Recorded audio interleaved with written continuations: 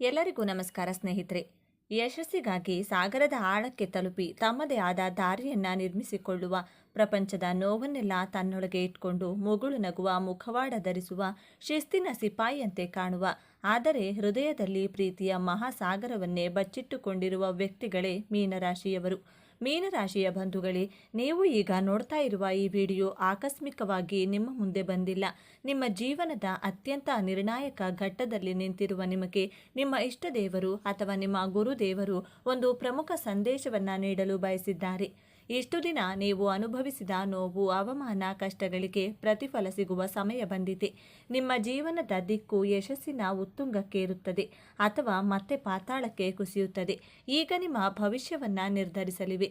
ಈ ಸಮಯದಲ್ಲಿ ನಿಮಗೆ ಎದುರಾಗಲಿರುವ ದೊಡ್ಡ ಕಠಿಣ ಸವಾಲು ಯಾವುದು, ಅದರಿಂದ ನೀವು ಪಾರಾಗುವುದು ಹೇಗೆ ತಿಳಿಯಲು ಈ ವಿಡಿಯೋವನ್ನು ಸಂಪೂರ್ಣವಾಗಿ ನೋಡಿ.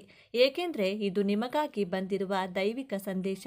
ಹಾಗೆ ಜೈ ಗುರು ರಾಘವೇಂದ್ರ ಎಂದು ಕಮೆಂಟ್ ಮಾಡಿ, ಹಾಗೆ ವಿಡಿಯೋಗೆ ಲೈಕ್ ಮಾಡಿ. ಮೊದಲಿಗೆ ಇಷ್ಟು ದಿನ ನೀವು ಕಷ್ಟಪಟ್ಟಿದ್ದು ಯಾಕೆ ಎಂದು ತಿಳಿಯೋಣ. ಕಳೆದ ಕೆಲವು ವರ್ಷಗಳಿಂದ, ವಿಶೇಷವಾಗಿ ಶನಿ ಪ್ರಭಾವದಿಂದ ನೀವು ಅನುಭವಿಸಿದ ಯಾತನೆ ಅಷ್ಟಿಷ್ಟಲ್ಲ. ಮೀನರಾಶಿಯವರೇ, ನೀವು ಅತಿ ಸೂಕ್ಷ್ಮ ಮನಸ್ಸಿನವರು. ಬೇರೆಯವರ ಸಣ್ಣ ನೋವನ್ನು ಕೂಡ ಸಹಿಸಿಕೊಳ್ಳುವುದಿಲ್ಲ. ಆದರೆ ನಿಮಗೆ ನಿರಂತರವಾಗಿ ನೋವು, ಮೋಸ ಮತ್ತು ಒಂಟಿತನ ಕಾಡಿದೆ. ಹೇಳಿಕೊಳ್ಳಲಾಗದ ನೋವು, ಕಾರಣವೇ ಇಲ್ಲದ ಅಪವಾದಗಳು. ನೀವು ಒಳ್ಳೆಯದನ್ನೇ ಬಯಸಿದರೂ ಜನ ನಿಮ್ಮನ್ನ ತಪ್ಪು ತಿಳಿದುಕೊಂಡರು. ನಿಮ್ಮ ಒಳ್ಳೆತನವನ್ನೇ ಅಸ್ತ್ರವಾಗಿ ಬಳಸಿಕೊಂಡು ನಿಮಗೆ ಮೋಸ ಮಾಡಿದರು. ಆರ್ಥಿಕವಾಗಿ ಎಷ್ಟೊಂದು ಕಷ್ಟ ಎದುರಿಸಿದ್ದೀರಿ ಎಂದರೆ, ರಾತ್ರಿ ಮಲಗುವಾಗ ಕಣ್ಣೀರು ಹಾಕದೆ ನೀವು ಮಲಗಿದ ದಿನಗಳೇ ಕಡಿಮೆ. ನಿಮ್ಮದಲ್ಲದ ತಪ್ಪಿಗೆ ನೀವು ಅವಮಾನ ಎದುರಿಸಬೇಕಾಯಿತು. ನೀವು ಪ್ರಾಣಕ್ಕಿಂತ ಹೆಚ್ಚಾಗಿ ನಂಬಿದವರೇ ನಿಮಗೆ ಬೆನ್ನಿಗೆ ಚೂರಿ ಹಾಕಿದರು. ಇದಕ್ಕೆಲ್ಲ ಕಾರಣ ಏನು? ನಿಮ್ಮ ಪ್ರಯತ್ನದಲ್ಲಿ ಯಾವುದೇ ದೋಷವಿರಲಿಲ್ಲ. ಆದರೆ ನಿಮ್ಮ ರಾಶಿಯ ಮೇಲೆ ಗ್ರಹಗಳ ಹಿಡಿತ ನಿಮ್ಮನ್ನ ಅಕ್ಷರಶಃ ಹಿಂಡಿ ಇಪ್ಪೆ ಮಾಡಿತು. ಇದು ನಿಮ್ಮ ಜೀವನದ ಒಂದು ಅಗ್ನಿ ಪರೀಕ್ಷೆಯಾಗಿತ್ತು. ದೇವರು ನಿಮ್ಮನ್ನ ಶುದ್ಧ ಚಿನ್ನವಾಗಿ ಮಾಡಲು ಇಷ್ಟೆಲ್ಲ ಪರೀಕ್ಷೆಗಳನ್ನು ಕೊಟ್ಟನು. ಆದರೆ ಆ ಕಷ್ಟದ ದಿನಗಳು, ಆ ಕರಾಳ ಅಧ್ಯಾಯ ಈಗ ಮುಗಿಯುವ ಹಂತಕ್ಕೆ ಬಂದಿದೆ. ಹೌದು, ಈ ಸಮಯವನ್ನ ನಿಮ್ಮ ಜೀವನದ ಸುವರ್ಣ ಯುಗ ಎಂದು ಬರೆದಿಟ್ಟುಕೊಳ್ಳಿ.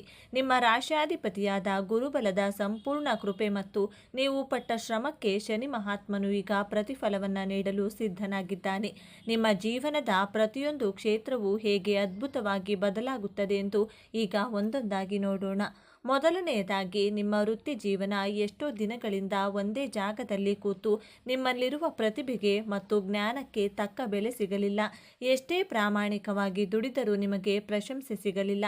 ಆದರೆ ಈ ಉತ್ತಮ ಸಮಯದಲ್ಲಿ ಗ್ರಹಗಳ ಸಂಚಾರವು ನಿಮ್ಮ ವೃತ್ತಿ ಸ್ಥಾನವನ್ನು ಅತ್ಯಂತ ಬಲಪಡಿಸುತ್ತಿದೆ. ಯಾರು ನಿಮ್ಮನ್ನ ಕಡೆಗಣಿಸಿದ್ದರೂ ಅವರೇ ನಿಮ್ಮ ಬಳಿ ಸಲಹೆ ಕೇಳಿ ಬರುವ ಸಮಯವಿದು. ಅನಿರೀಕ್ಷಿತವಾಗಿ ಒಂದು ದೊಡ್ಡ ಜವಾಬ್ದಾರಿ ಅಥವಾ ನೀವು ವರ್ಷಗಳಿಂದ ಕಾಯುತ್ತಿದ್ದ ಕೆಲಸ ನಿಮ್ಮ ಕೈ ಸೇರಲಿದೆ. ನಿಮ್ಮ ಸೃಜನಶೀಲತೆಗೆ ಈಗ ದೊಡ್ಡ ಮನ್ನಣೆ ಸಿಗಲಿದೆ. ಇನ್ನು ಉದ್ಯೋಗ ಬದಲಾವಣೆ ಮಾಡಬೇಕು ಅಂದುಕೊಂಡವರಿಗೆ ಈಗಿರುವ ಕೆಲಸ ಬಿಡಬೇಕಾ ಬೇಡವಾ ಎಂಬ ಮಹಾ ಗೊಂದಲದಲ್ಲಿದ್ದ ನಿಮಗೆ ಈ ಸಮಯ ಅತ್ಯಂತ ಶುಭ ಸಮಯ. ನಿಮಗೆ ಬರುವ ಹೊಸ ಉದ್ಯೋಗದ ಅವಕಾಶ ನೀವು ಕನಸಿನಲ್ಲೂ ನಿರೀಕ್ಷೆ ಮಾಡಿದ್ದಕ್ಕಿಂತ ದೊಡ್ಡ ಮಟ್ಟದಲ್ಲಿರುತ್ತದೆ. ಸಂಬಳ, ಹುದ್ದೆ ಎರಡರಲ್ಲೂ ದೊಡ್ಡ ಏರಿಕೆಯನ್ನು ಕಾಣುತ್ತೀರಿ. ವಿದೇಶಕ್ಕೆ ಹೋಗುವ ಪ್ರಯತ್ನದಲ್ಲಿದ್ದರೆ, ವೀಸಾ ನಿರೀಕ್ಷೆಯಲ್ಲಿದ್ದವರಿಗೆ ಶುಭ ಸುದ್ದಿ ನಿಮ್ಮ ಕಿವಿಗೆ ಬೀಳಲಿದೆ. ಸರ್ಕಾರಿ ಉದ್ಯೋಗಕ್ಕಾಗಿ ಪರೀಕ್ಷೆ ಬರೆದು ಕಾಯುತ್ತಿರುವವರಿಗೆ ನಿಮ್ಮ ಹೆಸರು ಪಟ್ಟಿಯಲ್ಲಿ ಬರುವ ಸಾಧ್ಯತೆ ಸ್ಪಷ್ಟವಾಗಿ ಕಾಣಿಸುತ್ತಿದೆ. ಧೈರ್ಯವಾಗಿ ಮುನ್ನುಗ್ಗಿ, ಯಶಸ್ಸು ನಿಮ್ಮದೇ. ಎರಡನೆಯದಾಗಿ, ಶತ್ರುಗಳ ಕಾಟ ಮತ್ತು ಕೋರ್ಟು ಕಚೇರಿ. ನಿಮ್ಮ ಬೆನ್ನ ಹಿಂದೆ ಮಾತನಾಡುವವರು, ನಿಮ್ಮ ಏಳಿಗೆಯನ್ನು ಸಹಿಸದ ಗುಪ್ತ ಶತ್ರುಗಳು, ನಿಮ್ಮ ವಿರುದ್ಧವೇ ಪಿತೂರಿ ಮಾಡುವವರಿಂದ ನೀವು ಬಹಳಷ್ಟು ನೊಂದಿದ್ದೀರಿ. ನೀವು ಸೂಕ್ಷ್ಮ ಮನಸ್ಸಿನವರಾಗಿದ್ದರಿಂದ ಸಣ್ಣ ಮಾತು ನಿಮಗೆ ದೊಡ್ಡ ಗಾಯ ಮಾಡಿತು. ಆದರೆ ಈ ಸಮಯದಲ್ಲಿ ನಿಮ್ಮ ರಾಶ್ಯಾಧಿಪತಿ ಗುರುವು ದೈವಿಕ ನ್ಯಾಯವನ್ನು ಒದಗಿಸುತ್ತಾನೆ. ಆ ಶತ್ರುಗಳು ತಾವಾಗಿಯೇ ನಾಶವಾಗುತ್ತಾರೆ. ಅವರ ನಿಜ ಬಣ್ಣ ಎಲ್ಲರ ಮುಂದೆ ಬಯಲಾಗುತ್ತದೆ. ನಿಮಗೆ ಕೆಟ್ಟದ್ದು ಬಯಸಿದವರು ಅವರೇ ದೊಡ್ಡ ಕಷ್ಟಕ್ಕೆ ಸಿಲುಕುವುದನ್ನು ನೀವು ನಿಮ್ಮ ಕಣ್ಣಾರೆ ಕಾಣುತ್ತೀರಿ. ನಿಮ್ಮ ಮೇಲಿದ್ದ ದೃಷ್ಟಿದೋಷ, ನಕಾರಾತ್ಮಕ ಶಕ್ತಿಗಳು ಸಂಪೂರ್ಣವಾಗಿ ದೂರವಾಗಲಿವೆ. ಇನ್ನು ಆಸ್ತಿ ವಿವಾದ, ಸುಳ್ಳು ಕೇಸುಗಳು ಅಥವಾ ವಿಚ್ಛೇದನದಂತಹ ಕೋರ್ಟು ಕಚೇರಿ ವಿಚಾರಗಳಲ್ಲಿ ಸಿಲುಕಿ ವರ್ಷಗಳಿಂದ ಅಲೆದು ನಿಮ್ಮ ಸಮಯ, ಹಣ ಮತ್ತು ಮಾನಸಿಕ ನೆಮ್ಮದಿ ಎಲ್ಲವೂ ಹಾಳಾಗಿತ್ತು. ಆದರೆ ಇದೀಗ ದೈವಿಕ ನ್ಯಾಯ ನಿಮ್ಮ ಪರವಾಗಿ ನಿಲ್ಲಲಿದೆ. ಕೇಸಿನಲ್ಲಿ ನಿಮಗೆ ಜಯ ಸಿಗುವುದು ನಿಶ್ಚಿತ. ನಿಮ್ಮ ಮೇಲಿದ್ದ ಅಪವಾದಗಳು ಸುಳ್ಳು ಎಂದು ಸಾಬೀತಾಗುತ್ತದೆ. ನಿಮ್ಮ ಆಸ್ತಿ, ನಿಮ್ಮ ಗೌರವ ನಿಮಗೆ ಮರಳಿ ಸಿಗಲಿದೆ. ಸಣ್ಣ ಸಣ್ಣ ವಿಷಯ ಜಗಳಗಳು, ಅನಗತ್ಯ ಮನಸ್ತಾಪ, ಇಬ್ಬರ ನಡುವೆ ಮೂರನೇ ವ್ಯಕ್ತಿಯ ಪ್ರವೇಶದಿಂದ ಸಂಬಂಧವು ಹಳಸಿ ಹೋಗಿತ್ತು. ವಿಚ್ಛೇದನದ ಅಂಚಿಗೆ ತಲುಪಿದ್ದೀರಿ. ಆದರೆ ಈ ಶುಭ ಸಮಯದಲ್ಲಿ ನಿಮ್ಮ ರಾಶ್ಯಾಧಿಪತಿ ಗುರುವು ನಿಮ್ಮಿಬ್ಬರ ನಡುವಿನ ಪ್ರೀತಿಯನ್ನ ಮತ್ತೆ ಚಿಗುರಿಸುತ್ತಾನೆ. ಗುರುಬಲದಿಂದಾಗಿ ನಿಮ್ಮ ನಡುವಿನ ಎಲ್ಲ ತಪ್ಪು ತಿಳುವಳಿಕೆಗಳು ದೂರವಾಗಿ ಅನ್ಯೋನ್ಯತೆ ಹೆಚ್ಚುತ್ತದೆ. ನಿಮ್ಮ ಸಂಬಂಧ ಮತ್ತೆ ಮೊದಲಿನಂತೆ ಮಧುರವಾಗಲಿದೆ. ಇನ್ನು ಮದುವೆಯಾಗದ ಮೀನರಾಶಿಯ ಯುವಕ ಯುವತಿಯರಿಗೆ ನಿಮಗೆ ಒಳ್ಳೆಯ ಸಂಬಂಧ ಕೂಡಿ ಬರಲಿದೆ. ನಿಮ್ಮ ಮದುವೆ ನಿಶ್ಚಯವಾಗುವ ಎಲ್ಲ ಸಂಭವವಿದೆ. ಹಾಗೆಯೇ ಸಂತಾನ ಭಾಗ್ಯಕ್ಕಾಗಿ ಎಷ್ಟೋ ವರ್ಷಗಳಿಂದ ಕಾಯುತ್ತಿದ್ದ ದಂಪತಿಗಳಿಗೆ ವೈದ್ಯರ ಬಳಿ ಅಲೆದು ಸಾಕಾಗಿ ಪೂಜೆ ವ್ರತಗಳನ್ನು ಮಾಡಿ ಕಣ್ಣೀರು ಹಾಕಿದ್ದೀರಿ.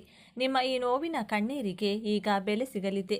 ಸಂತಾನಕಾರಕನಾದ ಗುರುವು ನಿಮ್ಮ ಪಂಚಮ ಸ್ಥಾನವನ್ನು ಬಲಪಡಿಸುತ್ತಿದ್ದಾನೆ. ನಿಮ್ಮ ಮನೆಯಲ್ಲಿ ತೊಟ್ಟಿಲು ತೂಗುವ ಶುಭ ಸುದ್ದಿ ನಿಮ್ಮ ಕಿವಿಗೆ ಬೀಳಲಿದೆ. ನಿಮ್ಮ ಮಕ್ಕಳ ಹಠಮಾರಿತನ, ಓದಿನಲ್ಲಿ ಗಮನ ಇಲ್ಲದಿರುವುದು ಅಥವಾ ಅವರ ಆರೋಗ್ಯದ ಬಗ್ಗೆ ನಿಮಗೆ ದೊಡ್ಡ ಚಿಂತೆಯಾಗಿತ್ತು. ಅವರು ದಾರಿ ತಪ್ಪುತ್ತಿದ್ದಾರೆ ಎಂಬ ಭಯ ನಿಮ್ಮನ್ನು ಕಾಡುತ್ತಿತ್ತು. ಆದರೆ ಇದೀಗ ನಿಮ್ಮ ಮಕ್ಕಳಲ್ಲಿ ಅದ್ಭುತವಾದ ಸಕಾರಾತ್ಮಕ ಬದಲಾವಣೆಗಳನ್ನು ಕಾಣುತ್ತೀರಿ. ಅವರೇ ಜವಾಬ್ದಾರಿಯಿಂದ ಓದಲು ಪ್ರಾರಂಭಿಸುತ್ತಾರೆ. ಉನ್ನತ ಶಿಕ್ಷಣಕ್ಕಾಗಿ ಅವರು ಬಯಸಿದ ಕಾಲೇಜಿನಲ್ಲಿ ಸೀಟು ಸಿಗಲಿದೆ.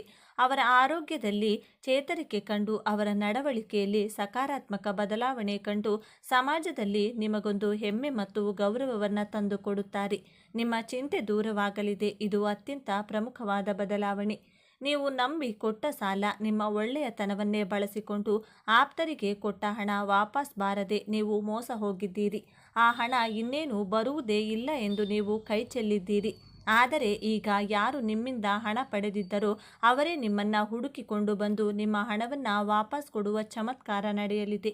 ಇಷ್ಟೇ ಅಲ್ಲ, ಅನಿರೀಕ್ಷಿತ ಧನಾಗಮನ, ಆರ್ಥಿಕ ಸಂಕಷ್ಟದಿಂದ ತತ್ತರಿಸಿ ಹೋಗಿದ್ದ ನಿಮಗೆ ಈಗ ನೀವು ನಿರೀಕ್ಷೆ ಮಾಡದ ಮೂಲದಿಂದ, ಬಹುಶಃ ಹಳೆಯ ಹೂಡಿಕೆಯ ಮೂಲಕ ಅಥವಾ ಪಿತ್ರಾರ್ಜಿತ ಆಸ್ತಿಯ ಪಾಲು ದೊರೆಯುವ ಮೂಲಕ ದೊಡ್ಡ ಮೊತ್ತದ ಹಣದ ಹರಿವು ಬರಲಿದೆ. ನಿಮ್ಮ ಎಲ್ಲ ಸಾಲಗಳು ತೀರಿ ನೀವು ಸಾಲ ಮುಕ್ತರಾಗುವ ಸಮಯವಿದು. ಲಕ್ಷ್ಮೀದೇವಿಯು ನಿಮ್ಮ ಮನೆಯಲ್ಲಿ ಸ್ಥಿರವಾಗಿ ನೆಲೆಸುತ್ತಾಳೆ. ವ್ಯಾಪಾರ ವ್ಯವಹಾರದಲ್ಲಿ ಸತತ ನಷ್ಟ ಅನುಭವಿಸಿ ಇನ್ನೇನು ಮುಚ್ಚಿಬಿಡಬೇಕು ಎನ್ನುವ ಸ್ಥಿತಿಯಲ್ಲಿದ್ದ ನಿಮಗೆ ಈಗ ಪುನರ್ಜನ್ಮ ನೀಡಲಿವೆ. ನಿಮ್ಮ ವ್ಯಾಪಾರಕ್ಕೆ ಹೊಸ ಪಾಲುದಾರರು ಸಿಗಬಹುದು ಅಥವಾ ನಿಮ್ಮ ಒಂದು ಸೃಜನಶೀಲ ಆಲೋಚನೆ ದೊಡ್ಡ ಮಟ್ಟದಲ್ಲಿ ಯಶಸ್ಸು ಕಾಣಬಹುದು. ಗ್ರಾಹಕರ ಸಂಖ್ಯೆ ಹೆಚ್ಚಾಗಿ ನಿಮ್ಮ ಲಾಭವು 10 ಪಟ್ಟು ಹೆಚ್ಚಾಗಲಿದೆ. ಇಷ್ಟೆಲ್ಲ ಅದ್ಭುತ ಯಶಸ್ಸು, ಹಣ, ಗೌರವ, ಸಂಬಂಧಗಳು ಎಲ್ಲವೂ ನಿಮ್ಮದಾಗಲಿದೆ. ಆದರೆ ನಿಮ್ಮ ಮುಂದೆ ಒಂದು ಅತ್ಯಂತ ಕಷ್ಟಕರವಾದ ಸವಾಲು ಕೂಡ ಎದುರಾಗುವುದು. ಈ ಸವಾಲನ್ನು ನೀವು ಗೆಲ್ಲಲೇಬೇಕು. ಆಗ ಸವಾಲು ಹೊರಗಿನಿಂದ ಬರುವುದಿಲ್ಲ, ಅದು ನಿಮ್ಮ ಶತ್ರುಗಳಿಂದ ಬರುವುದಿಲ್ಲ, ಅದು ನಿಮ್ಮ ಒಳಗಿಂದಲೇ ಬರುತ್ತದೆ. ಆ ಸವಾಲೇ ನಿಮ್ಮ ಅತಿಯಾದ ಭಾವನಾತ್ಮಕ ಯೋಚನೆ ಮತ್ತು ಹಳೆಯದನ್ನೇ ನೆನೆಯುವುದು. ಹೌದು ಮೀನರಾಶಿಯವರೇ, ನಿಮ್ಮ ರಾಶ್ಯಾಧಿಪತಿ ಗುರು. ನೀವು ಜ್ಞಾನಿಗಳು, ದೈವ ಭಕ್ತರು. ಆದರೆ ನೀವು ಅತಿ ಹೆಚ್ಚು ಭಾವನಾತ್ಮಕ ಜೀವಿಗಳು. ನಿಮಗೆ ಯಾರು ಮೋಸ ಮಾಡಿದರೋ, ಯಾರು ನೋವು ಕೊಟ್ಟರೋ ಅದನ್ನೇ ಮತ್ತೆ ಮತ್ತೆ ನೆನೆದು ನಿಮ್ಮ ವರ್ತಮಾನವನ್ನು ಹಾಳು ಮಾಡಿಕೊಳ್ತೀರಿ. ಈಗ ಅನಿರೀಕ್ಷಿತ ಯಶಸ್ಸು, ಹಣ, ಅಧಿಕಾರ ನಿಮ್ಮ ಕೈಗೆ ಬಂದಾಗ ನೀವು ಮತ್ತೆ ಹಳೆಯ ನೋವುಗಳನ್ನೇ ನೆನೆಸುತ್ತಾ ಇದೆಲ್ಲ ನಿಜವೇ, ಇದು ನನ್ನ ಕೈತಪ್ಪಿ ಹೋಗುವುದೇ ಎಂದು ಅತಿಯಾಗಿ ಯೋಚಿಸಿ ಭಯಪಟ್ಟು ಬಂದ ಅವಕಾಶವನ್ನು ಪೂರ್ಣವಾಗಿ ಬಳಸಿಕೊಳ್ಳದೇ ಇರುವ ಅಪಾಯವಿದೆ. ಯಶಸ್ಸನ್ನು ಪಡೆಯುವುದು ಎಷ್ಟು ಮುಖ್ಯವೋ ಅದನ್ನು ಧೈರ್ಯದಿಂದ, ಸಂತೋಷದಿಂದ ಅನುಭವಿಸುವುದು ಅದಕ್ಕಿಂತಲೂ ಮುಖ್ಯ. ಹಾಗಾದರೆ ಈ ದೊಡ್ಡ ಸಮಸ್ಯೆಯಿಂದ ಪಾರಾಗುವುದು ಹೇಗೆ? ಈ ಯಶಸ್ಸನ್ನು ಶಾಶ್ವತವಾಗಿ ಉಳಿಸಿಕೊಳ್ಳುವುದು ಹೇಗೆ? ಪರಿಹಾರ ತುಂಬ ಸರಳವಾಗಿದೆ. ಆದರೆ ಇದನ್ನು ನೀವು ಅತ್ಯಂತ ಶ್ರದ್ಧೆಯಿಂದ ಪಾಲಿಸಬೇಕು. ನಿಮಗೆ ನೋವು ಕೊಟ್ಟವರನ್ನು ಮನಸ್ಸಿನಿಂದಲೇ ಕ್ಷಮಿಸಿಬಿಡಿ. ಅವರಿಗಾಗಿ ಅಲ್ಲ, ನಿಮ್ಮ ಮಾನಸಿಕ ಶಾಂತಿಗಾಗಿ. ಹಳೆಯ ಗಾಯವನ್ನು ಕೆರೆದು ನೋವು ಮಾಡಿಕೊಳ್ಳುವುದನ್ನು ಸಂಪೂರ್ಣವಾಗಿ ನಿಲ್ಲಿಸಿ. ನಿಮ್ಮ ರಾಶ್ಯಾಧಿಪತಿಯಾದ ಗುರುವಿನ ಕೃಪೆಗಾಗಿ ಪ್ರತಿ ಗುರುವಾರ ಹತ್ತಿರದ ದೇವಸ್ಥಾನಕ್ಕೆ, ವಿಶೇಷವಾಗಿ ದತ್ತಾತ್ರೇಯ, ಸಾಯಿಬಾಬಾ ಅಥವಾ ರಾಘವೇಂದ್ರ ಸ್ವಾಮಿಗಳ ಮಠಕ್ಕೆ ಹೋಗಿ ಅಥವಾ ಹಸಿದವರಿಗೆ ಕಡಲೆಬೇಳೆ ಅಥವಾ ಬಾಳೆಹಣ್ಣನ್ನು ದಾನ ಮಾಡಿ. ಇದು ನಿಮ್ಮ ಮನಸ್ಸನ್ನು ಸ್ಥಿರವಾಗಿಸಿ ಭಾವನಾತ್ಮಕ ಒತ್ತಡದಿಂದ ಹೊರಬರುವ ಶಕ್ತಿ ನೀಡುತ್ತದೆ. ನಿಮಗೆ ಯಶಸ್ಸು ಸಿಕ್ಕಾಗ, ಹಣ ಬಂದಾಗ ಅದನ್ನು ತಲೆಗೆ ಏರಿಸಿಕೊಳ್ಳಬೇಡಿ. ತಕ್ಷಣ ನಿಮ್ಮ ಇಷ್ಟ ದೇವರನ್ನು ಅಥವಾ ಗುರುವನ್ನು ಮನಸ್ಸಿನಲ್ಲಿ ಸ್ಮರಿಸಿ, ಇದೆಲ್ಲ ನಿನ್ನ ಕೃಪೆ, ನನ್ನದಲ್ಲ ಎಂದು ಕೃತಜ್ಞತೆಯನ್ನು ಸಲ್ಲಿಸಿ. ಯಶಸ್ಸು ಬಂದಾಗ ತಲೆಬಾಗಿರಿ. ಈ ಒಂದು ವಿನಯವಂತಿಕೆ ನಿಮ್ಮ ಎಲ್ಲ ಭಾಗ್ಯವನ್ನು ನಿಮ್ಮ ಬಳಿಯೇ ಉಳಿಸುತ್ತದೆ. ಮೀನರಾಶಿಯವರೇ, ನಿಮ್ಮ ಜೀವನವನ್ನು ಸಂಪೂರ್ಣವಾಗಿ ಬದಲಾಯಿಸುವ ಶಕ್ತಿ, ನಿಮ್ಮ ವಿಜಯ ಆರಂಭವಾಗಲಿದೆ. ನೀವು ಅನುಭವಿಸಿದ ಪ್ರತಿಯೊಂದು ನೋವಿಗೂ ಈಗ ಪ್ರತಿಫಲ ಸಿಗಲಿದೆ. ನಿಮ್ಮ ಕಣ್ಣೀರು ಈಗ ಆನಂದ ಬಾಷ್ಪವಾಗಿ ಬದಲಾಗುವ ಸಮಯ ಬಂದಿದೆ. ನೆನಪಿಡಿ, ಈ ವಿಡಿಯೋ ನಿಮಗೆ ತಲುಪಿದ್ದು ಆಕಸ್ಮಿಕವಲ್ಲ. ಇದು ನಿಮ್ಮ ಇಷ್ಟ ದೇವರು ನಿಮಗೆ ನೀಡುತ್ತಿರುವ ಸ್ಪಷ್ಟ ಸಂದೇಶ. ಈ ಅದ್ಭುತ ಸಮಯವನ್ನು ಸದುಪಯೋಗಪಡಿಸಿಕೊಳ್ಳಿ. ನಿಮ್ಮ ಜೀವನದ ಹೊಸ ಅಧ್ಯಾಯಕ್ಕೆ ತಯಾರಾಗಿ. ನಿಮ್ಮ ನಂಬಿಕೆಯ ಸಂಕೇತವಾಗಿ ನಿಮ್ಮ ಜೀವನ ಬದಲಾಗಬೇಕು ಎನ್ನುವ ಸಂಕಲ್ಪದೊಂದಿಗೆ ತಪ್ಪದೆ ನಿಮ್ಮ ಕುಲದೇವರ ಅಥವಾ ನಿಮ್ಮ ಇಷ್ಟ ದೇವರ ಹೆಸರನ್ನು ಕಮೆಂಟ್ ಮಾಡಿ. ಆ ಭಗವಂತನು ನಿಮ್ಮನ್ನು ಸದಾ ಕಾಪಾಡಲಿ. ಸರ್ವೇ ಜನ ಸುಖಿನೋ ಭವಂತು. ಇದೇ ತರಹದ ಜ್ಯೋತಿಷ್ಯಕ್ಕೆ ಸಂಬಂಧಪಟ್ಟಂಥ ವಿಡಿಯೋ ನೋಡಲು ನಮ್ಮ ಚಾನಲ್ಗೆ ಸಬ್ಸ್ಕ್ರೈಬ್ ಆಗಿ. ಈ ವಿಡಿಯೋ ಲೈಕ್ ಮಾಡಿ, ಶೇರ್ ಮಾಡಿ. ಮೌನ ಮನಸ್ಸನ್ನು ಶುದ್ಧ ಮಾಡುತ್ತದೆ. ಸ್ನಾನ ದೇಹವನ್ನು ಶುದ್ಧ ಮಾಡುತ್ತದೆ. ಪ್ರಾರ್ಥನೆ ಆತ್ಮವನ್ನು ಶುದ್ಧಿ ಮಾಡುತ್ತದೆ. ಒಂದು ಕ್ಷಮೆ ಸಂಬಂಧವನ್ನು ಶುದ್ಧಿ ಮಾಡುತ್ತದೆ. ಮೀನರಾಶಿಯವರಿಗೆ ಯಾವೆಲ್ಲ ಸ್ವಭಾವ ಇರುತ್ತದೆ? ಮೀನರಾಶಿಯವರ ಮುಂದಿನ ಜೀವನವನ್ನು ಹೇಗೆಲ್ಲ ನಡೆಸುತ್ತಾರೆ? ಮೀನರಾಶಿಯವರಿಗೆ ಹಣಕಾಸಿನ ವಿಚಾರದಲ್ಲಿ ಹೇಗೆಲ್ಲ ಅನುಕೂಲತೆಗಳಿರುತ್ತವೆ? ಮೀನರಾಶಿಯವರ ನಡತೆ ಹಾಗೂ ಸ್ವಭಾವ ಹೇಗಿರುತ್ತದೆ? ಮೀನರಾಶಿಯವರಿಗೆ ವಿದ್ಯಾಭ್ಯಾಸ ಕುರಿತು ಮುಂದಿನ ಜೀವನ ಹೇಗಿರುತ್ತದೆ? ಮೀನರಾಶಿಯವರು ಇವರ ಕುಟುಂಬವನ್ನು ಹೇಗೆಲ್ಲ ನಿಭಾಯಿಸುತ್ತಾರೆ? ಮೀನರಾಶಿಯವರ ಮನಸ್ಸಿನಲ್ಲಿರುವಂಥ ಅವ್ಯಕ್ತ ಭಯ ಯಾವುದು ಎಂಬುದರ ಬಗ್ಗೆ ಈ ವಿಡಿಯೋದಲ್ಲಿ ತಿಳಿಸಿಕೊಡಲಿದ್ದೇನೆ. ಈ ಎಲ್ಲ ವಿಚಾರಗಳ ಬಗ್ಗೆ ಈ ವಿಡಿಯೋದಲ್ಲಿ ಮೀನರಾಶಿಯವರ ಸಂಪೂರ್ಣ ಮಾಹಿತಿಯನ್ನು ತಿಳಿಯೋಣ ಬನ್ನಿ. ಅದಕ್ಕೂ ಮೊದಲು ನೀವೇನಾದರೂ ದೇವರು ಮತ್ತು ಜ್ಯೋತಿಷ್ಯ ಶಾಸ್ತ್ರವನ್ನು ನಂಬೋರಾದರೆ ಈ ವಿಡಿಯೋಗೆ ಈಗಲೇ ಲೈಕ್ ಮಾಡಿ ಮತ್ತು ತಪ್ಪದೇ ನಮ್ಮ ಚಾನಲ್ಗೆ ಸಬ್ಸ್ಕ್ರೈಬ್ ಮಾಡಿಕೊಳ್ಳಿ. ಭಯ ಎನ್ನುವುದು ಮನುಷ್ಯನ ಸಹಜ ಗುಣ. ಒಬ್ಬೊಬ್ಬರಿಗೆ ಒಂದೊಂದು ವಿಚಾರದ ಬಗ್ಗೆ ಭಯ, ಆತಂಕವಿರುತ್ತದೆ. ಮತ್ತೆ ಕೆಲವರು ಭವಿಷ್ಯತ್ ಕಾಲದ ಬಗ್ಗೆ ಅತಿಯಾಗಿ ಯೋಚನೆ ಮಾಡಿ ಭಯಪಡುತ್ತಾರೆ. ಜನ್ಮಕುಂಡಲಿಯ 6, 8, 12ನೇ ಭಾವದಿಂದ ನಿಮ್ಮ ಭಯದ ಮೂಲ ಕಾರಣಗಳನ್ನು ಕಂಡುಹಿಡಿಯಬಹುದು. 6ನೇ ಭಾವದಿಂದ ರೋಗ, ಋಣ, ಶತ್ರುಗಳ ಭಯವಿದ್ದರೆ 8ನೇ ಭಾವದಿಂದ ನಿಮ್ಮ ಜೀವನದಲ್ಲಿ ಘಟಿಸುವಂಥ ಆಕಸ್ಮಿಕ ಘಟನೆಗಳ ಭಯವನ್ನು ವಿಶ್ಲೇಷಣೆ ಮಾಡಬಹುದು. 12ನೇ ಭಾವದಿಂದ ವಸ್ತುಗಳನ್ನು, ಸಂಬಂಧಗಳನ್ನು ಕಳೆದುಕೊಳ್ಳುವಂಥ ಭಯವಿರುತ್ತದೆ. ಕಾಲಪುರುಷನ ಕುಂಡಲಿಯಲ್ಲಿ ಮೀನರಾಶಿ 12ನೇ ರಾಶಿಯಾಗಿದೆ. ಈ ರಾಶಿಯ ಅಧಿಪತಿ ಗುರುಗ್ರಹ. ಪಂಚತತ್ವಗಳ ಪ್ರಕಾರ ಮೀನರಾಶಿ ಜಲತತ್ವ ರಾಶಿ. ಪಂಚಮಾಧಿಪತಿ ಚಂದ್ರಗ್ರಹ, ನವಮಾಧಿಪತಿ ಮಂಗಳಗ್ರಹ.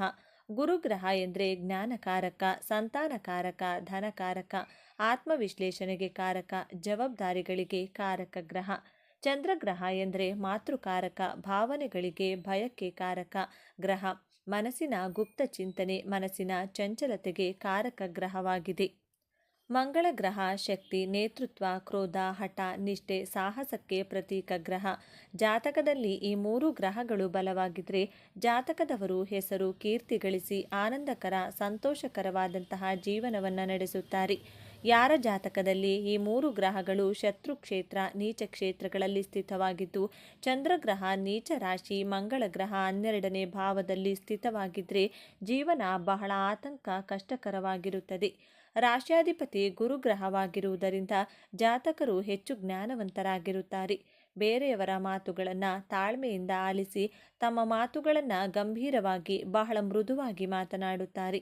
ಜ್ಞಾನವನ್ನು ಪಡೆಯಲು ಹಾಗೂ ಜ್ಞಾನವನ್ನು ಹಂಚಲು ಸದಾಕಾಲ ಹಾತೊರೆಯುತ್ತಾರೆ.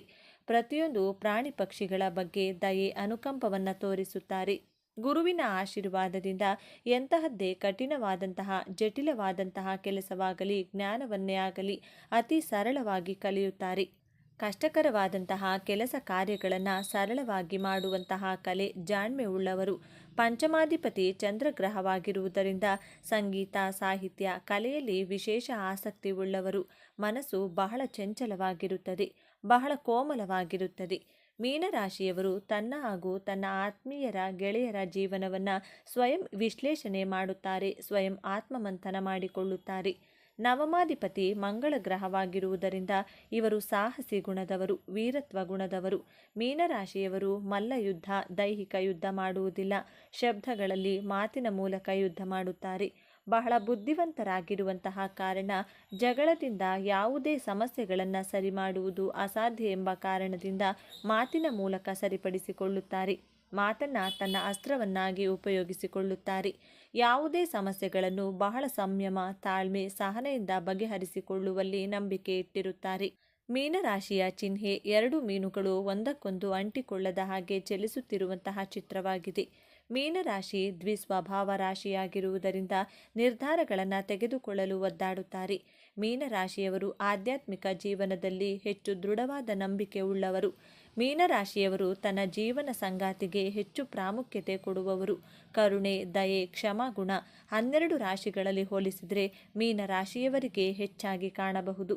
ಜಲತತ್ವ ರಾಶಿಯಾಗಿರುವುದರಿಂದ ಹೊಂದಿಕೊಳ್ಳುವಂತಹ ಸ್ವಭಾವ ನೀರಿನಷ್ಟೇ ಸರಳ, ಶುದ್ಧವಾಗಿರುತ್ತದೆ.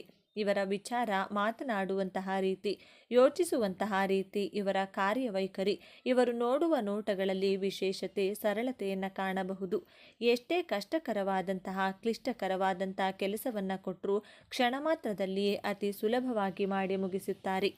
ನೀರಿನ ವೇಗಕ್ಕೆ ದೊಡ್ಡ ದೊಡ್ಡ ಪ್ರಾಣಿಗಳು, ವಸ್ತುಗಳು ಮುಳುಗಿ ಹೋದರೂ ಮೀನು ಮಾತ್ರ ಬಹಳ ಸರಳವಾಗಿ ಈಜುವಂತಹ ರೀತಿ ಇವರ ವ್ಯಕ್ತಿತ್ವ ಇರುತ್ತದೆ. ಮೀನರಾಶಿಯವರ ಗುಣವೆಂದರೆ ಯಾರನ್ನಾದರೂ ಬಹಳ ಬೇಗ ನಂಬುತ್ತೀರಾ. ದೇವರನ್ನು ನಂಬುವಷ್ಟೇ ಮನುಷ್ಯರನ್ನು ನಂಬಿ ಮೋಸ ಹೋಗ್ತಾರೆ. ಇವರ ಸಂಬಂಧಗಳಿಗೆ ವಿಶ್ವಾಸ ದ್ರೋಹವಾದಾಗ ಮೌನಕ್ಕೆ ಶರಣಾಗುತ್ತಾರೆ. ಯಾರ ಜೊತೆಗೂ ಸೇರದೆ ತನ್ನಷ್ಟಕ್ಕೆ ಒಂಟಿಯಾಗಿ ಇರುವ ಗುಣ ಈ ಸಮಾಜಕ್ಕೆ ಅಹಂಕಾರಿಯಂತೆ ಕಾಣುತ್ತಾರೆ. ಈ ಸಮಾಜದವರು ಮೀನರಾಶಿಯವರ ಮಾನಸಿಕವಾಗಿ ಶೋಷಣೆ ಮಾಡುತ್ತಾರೆ. ನೀವು ನಿಮ್ಮ ಜೀವನ ಸಂಗಾತಿ, ಆತ್ಮೀಯರ ಬಗ್ಗೆ ಹೆಚ್ಚು ಚಿಂತೆ, ಕಾಳಜಿಯನ್ನು ವಹಿಸುತ್ತೀರಾ. ತುಂಬ ಪ್ರೊಟೆಕ್ಟಿವ್ ಆಗಿರುತ್ತೀರಾ. ನಿಮ್ಮ ಮನಸ್ಸಿನಲ್ಲಿರುವ ಕಷ್ಟಗಳನ್ನು ಯಾರಿಗೂ ಹೇಳದೆ ಹೋರಾಟ ಮಾಡುವುದೇ ಇವರ ಮನಸ್ಸಿನ ಭಯಕ್ಕೆ ಮೂಲ ಕಾರಣವಾಗಿರುತ್ತದೆ. ನಿರಂತರ ಪ್ರಯತ್ನ ಮಾಡುತ್ತಾ ನಾನು ಈ ಪ್ರಯತ್ನದಲ್ಲಿ ಸೋತು ಹೋದರೆ ನನ್ನ ಜೀವನ ಸಂಗಾತಿಯ ಮೇಲೆ, ನನ್ನ ಕುಟುಂಬದವರ ಮೇಲೆ ಯಾವ ಕೆಟ್ಟ ಪ್ರಭಾವವೂ ಬೀರಬಾರದು, ಅವರ ಗೌರವಕ್ಕೆ ಧಕ್ಕೆ ಬರಬಾರದು, ನನ್ನ ಜೀವನ ಸಂಗಾತಿ ನನ್ನಿಂದ ಯಾವತ್ತಿಗೂ ದೂರವಾಗಬಾರದು ಎಂಬ ಅವ್ಯಕ್ತ ಭಯವಿರುತ್ತದೆ. ಮೀನರಾಶಿ ಮೋಕ್ಷ ರಾಶಿಯಾಗಿದೆ.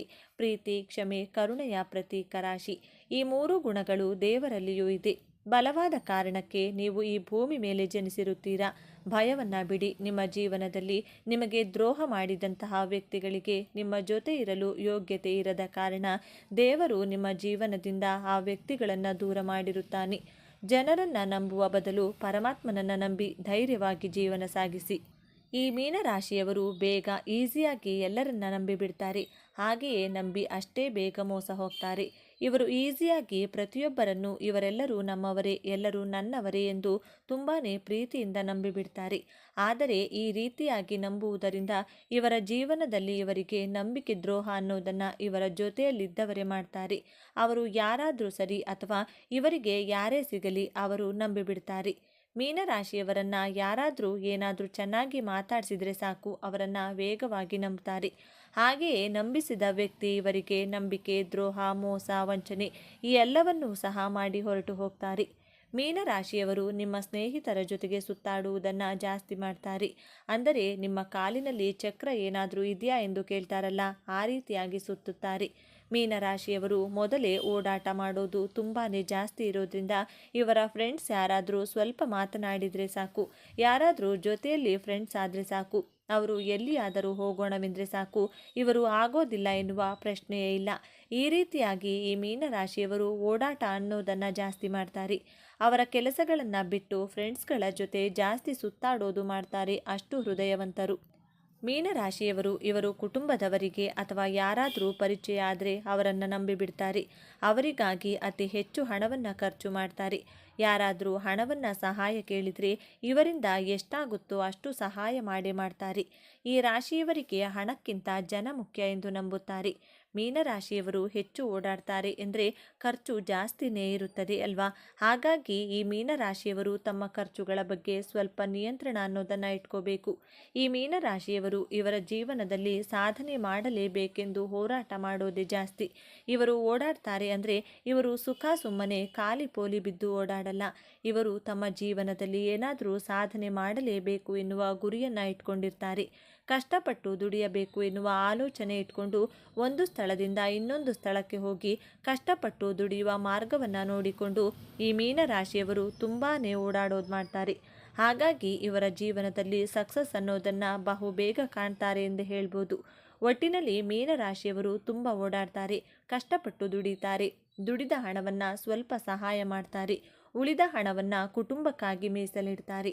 ಎಲ್ಲ ರೀತಿಯ ಆನಂದವನ್ನು ಅನುಭವಿಸುತ್ತಾರೆ. ನಿಜಕ್ಕೂ ನೀವು ಅದೃಷ್ಟವಂತರೆಂದೇ ಹೇಳ್ಬೋದು ಅಂತ ಹೇಳ್ತಾ ಇವತ್ತಿನ ವಿಡಿಯೋವನ್ನು ಮುಗಿಸ್ತಾ ಇದ್ದೇನೆ. ಈ ವಿಚಾರಗಳು ನಿಮಗೆ ಇಷ್ಟ ಆಗಿದೆ ಅಂತ ಭಾವಿಸ್ತಿದ್ದೇನೆ.